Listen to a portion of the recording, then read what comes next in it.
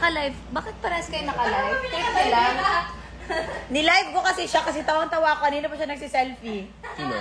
Siya. Anong gusto mong sabihin kay Caroline? Anong tawag mo sa kanya, ma'am? Gusto kong sabihin sa kanya. Miss Ma'am.